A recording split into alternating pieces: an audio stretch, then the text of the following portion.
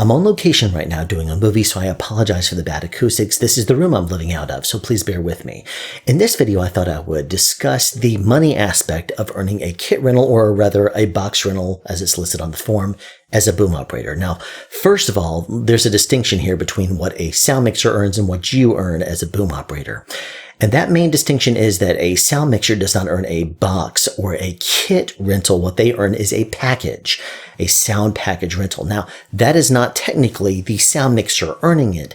That is the sound mixer's LLC or an incorporation that is actually supplying the gear to the show. Now, there is a difference there. Because the sound mixer earns an hourly wage, just like you do, that is payroll. But they are a vendor for the show as well by supplying gear to it for the sound mixer to use, and the utility and the boom operator. If the boom operator doesn't have their own gear or, the microphones they use, the transmitters, that's all the sound mixer's property as well. But on license or in rental to the show through their LLC or incorporation. Now that's different than what a boom operator or a sound utility does. A boom operator will, for example, supply gear to the show, but it is in the form of a kit rental, which usually means that what you would do is you would fill out a start paperwork, for the show, just like you would to earn your hourly wage. But you will also, in addition to that, you will earn additional money for renting gear to the show. Now that could be booms, it could be shock mounts, it could be all kinds of different things. I have a whole bunch of things. Watch my video right there if you were interested in seeing what's in my insane boom kit. But the reason I'm mentioning what this is and talking about it in this video is because there's a few things that you need to be aware of when you are being a boom operator and getting a kit. First of all, you're going to be given money on a daily basis. Now, anything you rent to the show could be damaged. It could also end up missing. So when you fill out your start paperwork, there's one catch right there. On the box rental, kit rental form, there's a big catch on there. And that is that the production is not responsible for anything that is stolen, damaged, turns up missing, lost, whatever from your kit. Now this could be a problem because what happens if the sound mixer's trailer is stolen? And I've seen this happen. Then that means any gear that you have that's on that would potentially be stolen too. Production is not technically liable for it if you fill out their standard box rental form. So if you electronically fill out your start paperwork and you include in that a box rental form, you're basically signing away your ability to have the production company pay for any damage. So if the sound mixer's trailer is stolen, for example, mainly because let's just say transportation didn't lock it up properly at night. They put it in a location and somebody goes off with the trailer. It's not in the sound mixer's hands, of course. It is the responsibility of transportation to move your trailer. But if that trailer ends up going into a bad area of town and disappears, then the production could say, we're not responsible for your gear. And so you have to replace that. So let's just say that you have 5 booms, you have 5 shock mounts, you have 2 pairs of headphones. That's going to be a lot of money you're out of. But because you include with that box rental form, when you fill that out, you include the inventory that you are submitting to the show for your box rental, for your kit rental. Because you're entering that into the system, technically it goes onto their insurance, but they are not responsible for covering the loss or damaged gear from your sound kit, your kit rental from your kit. And that is problematic because if it is on the company's insurance and it ends up missing as part of a trailer that's stolen, technically they don't have to reimburse you for it, but technically they are going to be compensated for it. See where I'm going with this? So there's a problem there. There's a catch-22. Not all shows are honest. Not all shows. If you ended up with all of your gear stolen, you may say, production, you're responsible for this. But they say, look, you signed the document right there that says production is not going to be liable for all stolen, missing, lost gear. Then you're in a catch. So if you get the box rental form digitally, don't fill it out. You have 2 options that are going to be good for you. Number 1, you can fill out the paper version of that. Submit your start paperwork and then say, can I get the manual? Can I get a paper box rental form? Go through it and scratch out the words that you're not responsible or they're not responsible for lost or damaged gear out of the kit. Now, I have had UPMs come back to me and say, You can't just scratch it out. I'm like, yeah, if I don't agree with it, I can. And they're like, well, we don't have to approve of it. You're right, you don't. And if they say, well, why would you scratch it out? And say, and I've used that example, that if I break my gear, if I have a boom pole out and I'm dumb and do something crazy and I break a gear, I will suffer the loss. I admit that. And I will tell the UPM that. I'll say, if I break my own gear, I'm fully responsible for it and I accept that. However, if I have the boom pole out and a person like a camera operator runs into me and hits the rear end of my boom and it whips around and a segment on that boom breaks, why should I be responsible for that? Just like if my gear is in the sound trailer, transportation parks at some place over a weekend, and I'm not responsible for where that happens to be, and that just so happens to be in a location where the sound trailer is stolen, then why should I be responsible for all that when they're going to be reimbursed for the insurance on all of that? They're going to have to replace the sound trailer anyway. Might as well include my inventory as part of that too and get reimbursed for it as well. So that's the reason why I don't scratch that out. When I mentioned it that way to a UPM and I say, look, I will accept responsibility for anything I damage out of my own kit. However, if I'm not responsible for it, if something is stolen, like the trailer is stolen, I don't think I should be responsible since the company's being reimbursed for it. And I've had UPM say, okay, fair point, as long as we have that understanding. And then just stay true to it. If you break something or just simple wear and tear happens over the course of time. If you need new bows for a lyre in Vision Boom, don't L&D it. Obviously it's going to be, wear and tear. If you've used the same thing for 10 years, you leave it out in the sun, it ends up somehow getting damaged or you end up breaking it, which would say a lot because the lyre is pretty much indestructible. But my main point here is if you happen to be responsible about that, usually UPM will be pretty amenable to that. Now, what you will want to do instead, if you don't want to submit an actual paper form for that, is you can actually submit an invoice. Say, I'm going to just submit you an invoice to pay. And then every single week, matching the number of days that you actually use your boom kit on set, you submit an invoice to the show. And you could just go with that approach and say, here's the equipment that I have. I'll send it to you. And here's the list of all the gear that I have. And I'll just invoice you with that. I don't want it included as part of my paycheck and my pay stub. And they may say, okay, that's fine. It's going to be a few weeks delay, perhaps, but it's going to be better for you because you don't have to fill out and agree to their box rental form. Now, here's one of the reasons why you don't want to do that. A few years ago, probably in around 2017, 2018 is when I first started seeing this. On shows that actually do fill out and pay you a kit rental. Now, first of all, this is, in my opinion, it's a little bit of a scumbaggy trick, but they decided they didn't want to pay you every single week for their gear that they're putting on rental. So what they decided they were going to start doing is capping it at a certain percentage of the total value of the kit. For example, let's just say that you have a pair of headphones and a boom, and that's all you have as your part of your kit. And let's just assign a value for simplification.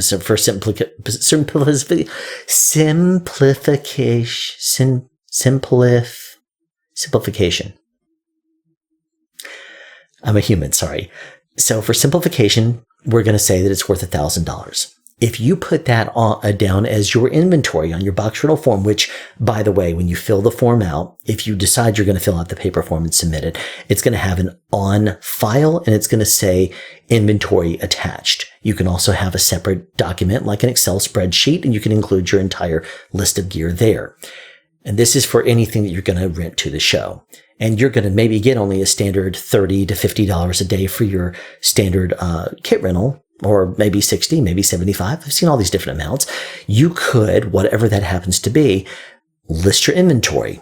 However, what you have to be careful about is that productions right now are sneaking into the paperwork caps on what they're going to pay. So if your inventory is just for one pair of headphones and one boom, and your inventory value is $1,000, they may cap your payout for your rental on your gear as only $300, 30%, or maybe 40%. Now, this is why that's bad.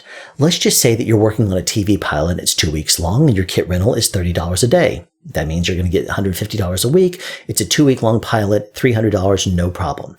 You're not going to exceed 30% of your total amount in your kit. However, what happens if you're doing a 7-month-long show? If you're doing a 7-month-long show, then after 2 weeks, you're going to hit your cap.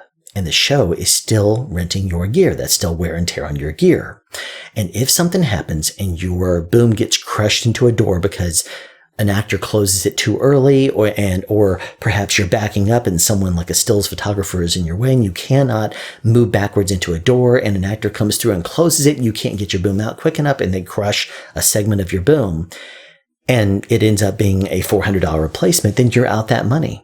Production's not necessarily liable for covering for covering that damage, but it's going to cost you more than you're getting on your kit rental. So there's one of your problems right there. This is why it's a little bit of a trick right there. But yet I understand if you've negotiated a kit rental of $30 a day and the show's going on 7 months, then I also wouldn't want to, as a production supervisor, as a UPM, as a producer, I wouldn't want to pay you $150 a week on a $1,000 kit either, would I? So this is where you need to build up your kit and you need to make it more valuable. Now, keeping in mind, anything you rent to the show could potentially be stolen, damaged, what have you. But if you rent it to the show, there's a few phrases. There's like, if you don't want it rented, if you don't want it dented, don't rent it. That's one of them. And, what's the other one? There's another one like, if you don't want it broken, don't something. I forgot what the other one is. There's a whole bunch of little cutesy phrases that basically tell you don't rent your gear if you don't want it damaged. Now, here's the thing to keep in mind, though. With a cap on your gear of something like 30%, and you only put a boom, maybe a couple of booms and headphones, maybe a couple of shock mounts, if you only cap it at $2,000, hey, that's part of the agreement you make. Now, you can try scratching through that. You're going to have a pretty decent argument to a UPM to convince them to want to pay you thousands over the course of a 7-month-long show, simply on a $1,000 or $2,000 sound kit, boom kit. That's going to be a bit of a tough stretch. However, if your kit is very valuable, like my total boom kit is in the area, it's over $20,000. I won't go into the specifics and the exact amount, but based on all the booms I have, based on everything I have, it's definitely worth it.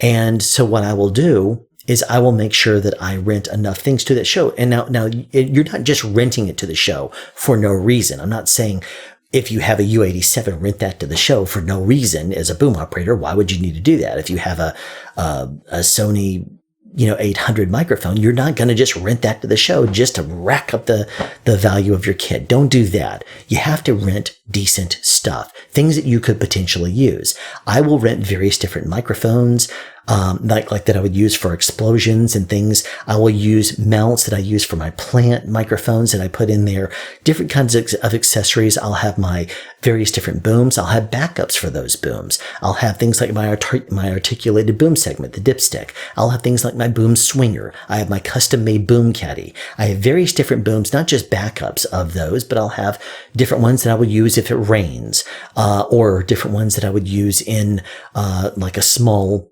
space, or if I need my super long booms, I will have that kind of thing. My 36-foot long jumbo boom. I have various different things that I will rent to a show based on what I think it might be. Now, if I've read the movie script and I know it's going to go on 2 months, I'll look at that and I'll say, here's the gear I think I can rent to the show. I'm also going to make sure that I rent enough stuff to the show to make it worthwhile paying me the appropriate agreed upon amount for the entire duration of the show. Let that sink in for a second if it needs to. But then what I will also make sure that I do if I'm on an episodic television show that's going to be going on a matter of months, I want to be prepared. I want to rent out as much stuff as I can to the show because I want to have it on the sound trailer in case I need it. And there's been times I've thought, when would I ever use this thing? Only to find that 4 months into a show, I find myself going and grabbing something off the sound trailer because it's going to be important to save the day on that particular shot. That's happened many times before. The point I'm making here is you want to make it worthwhile to the show to pay the kit rental that's negotiated the entire show's run. So you need to build up your inventory and make it worthwhile and do so with valuable gear. Now, granted, they're not likely going to come behind you and say, well, let's go down and make sure you have everything listed on your boom kit inventory. But they can. If they come to you and say, can we go through this stuff? Because I don't know that you have all this gear here. Sure, absolutely. What do you need this for? Have a reason. Don't, like I said, just rent garbage or rent, your computer to the show. That's not going to be anything you need as a boom operator. Even though it may be able to record a track or two, when are you ever going to use that? It's got to be something worthwhile to the production of a show, doing what you do as a boom operator. So make sure you do that. That's important because of that 30% or 40% cap. Now, when you submit this form, and you would submit, first of all, as part of either your start paperwork, you would submit this form and make sure you check the inventory. If you list only the stuff on the form itself, you probably don't have a very big kit. So make an Excel spreadsheet with the replacement values. And if, for example, a boom pole is discontinued and the replacement is something else now, make sure you have a section for replacement is this if you happen to have discontinued gear. Like, for example, you have a Loon boom pole. Loon is out of business.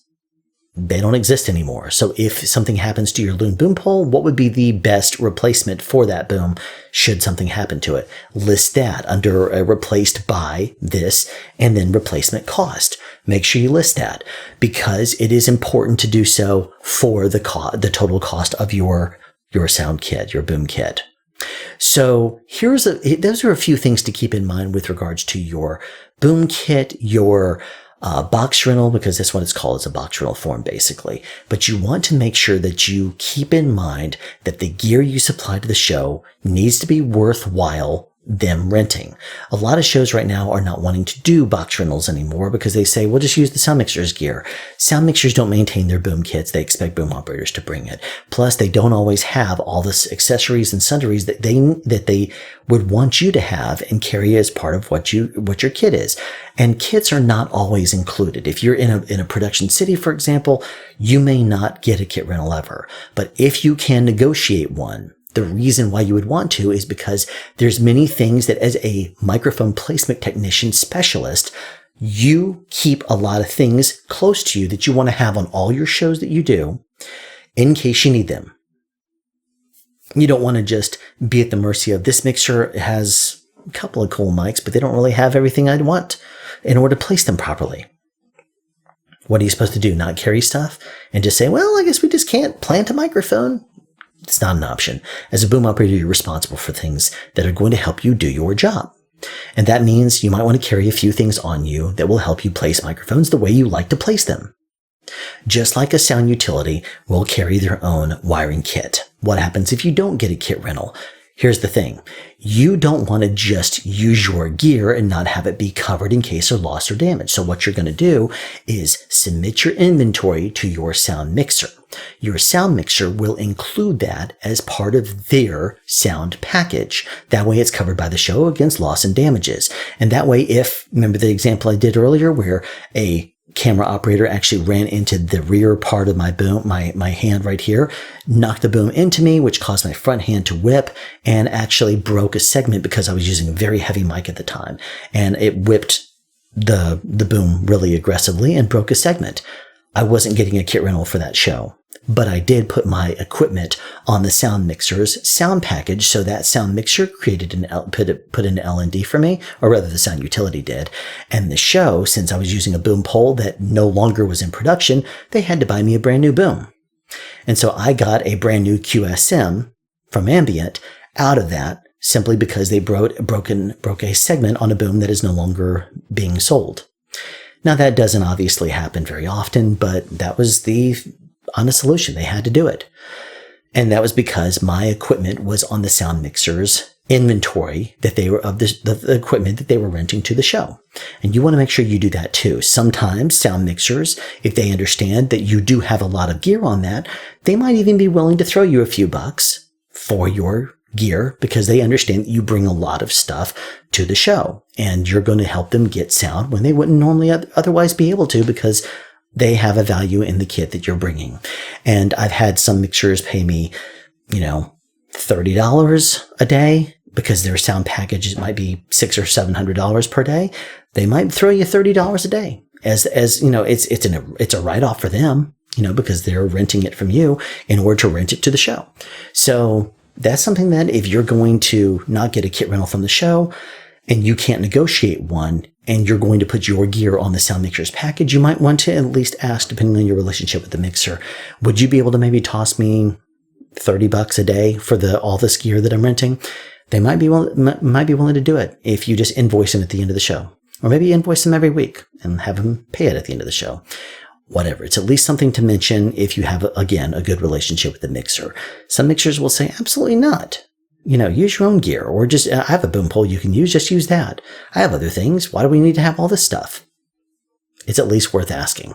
But regardless, hopefully this gives you some insight as to some things you can do if you are a boom operator looking to get money off of your boom kit.